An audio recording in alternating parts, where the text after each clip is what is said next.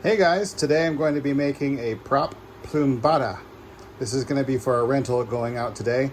So what I did, I took this already pre-made prop that's got a metal stainless tube, blade welded to a metal stainless tube. And what I'm going to do is I'm going to use Petrobond and cast a lead weight onto the shaft of this. Let's see how this goes. I'm going to pack it in with the Petrobond around it and make a kind of like an egg shape, or I would say a football, half of a football shape around the shaft of the dart. Essentially, these are used in Rome, ancient Rome. The Plumbata, where it gets its name, is from the plume that usually guides it with stabilizing, I believe. If it's either that or the fact that they use lead to put around it, but I've heard of some historical recreations using clay as well. So this is packed clay around an iron dart. So this is just going to be for a prop, so I'm not going to throw this. Well, I might throw it, but only after I rent it. So stay tuned. I'm going to put this together, and I'm going to be casting up some lead around this thing. I've got some lead ingots from another movie right here that I'll be using as the weights. So here we have the lead weight. This is a freshly lead weight that I'm going to melt in my custom ladle, and I've shaped the cavity inside the Petrobond, which is oil infused sand. It's kind of like play sand, but it's got oil in it and it won't burn. And I'm going to pour it in there, and it's just going to level off and cast around it, and with any luck it'll just bond to this a steel pipe. I don't think it's going to have any kind of issues bonding to it. So now I'm going to put the phone down. I'll heat this up and pour it in there.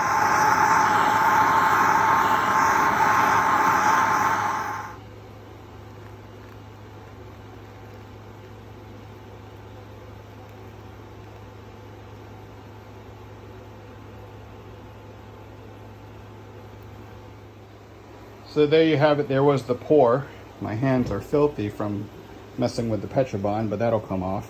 It does look like a successful cast, but what I'm going to do is just not touch it for a little while and make sure that it solidifies and is nice and hard, which is already in the works of being solidified. But what's neat about it is that I spun this around and stuck my thumbs in there and shaped it so it kind of like swells out a little bit, and then I used the chopstick to make a point around the shaft of it so that it kind of makes a cone, and it'll make it a little bit more aerodynamic in flight. After that's done, I'm going to potentially put a wooden dowel on it, or I might just wrap it in leather and have some leather fletchings on the end of it. In the actual historical surviving pieces, the specimens from the time period, there are no Plumbata that have the ends, so they don't actually know if they had shafts like this that were shorter, or if they were on spear ends or what. But they can only speculate that it's kind of like a lawn dart. All right, here we go. It's kind of stuck in there. There we go. It's exactly what I wanted. All right. Now just shape that up a little bit and polish it up. That right there is the start of a really nice Plumbata. I've drilled out this piece of hickory that I'm going to be putting on as a handle, and I'm going to put this on the grinder and grind a little bit of contour to where this isn't so straight. I'll make this kind of somewhat conical as well, to where it tapers down towards my palm here. There you have it. This is the main body of the Plumbata, and I'm going to tack on some leather fletchings to it. What I just might do is just put strips of leather and secure them onto the wood shaft here. That way it could be thrown either like lawn dart style, or you throw it like a baseball and just let it slip out of your hands.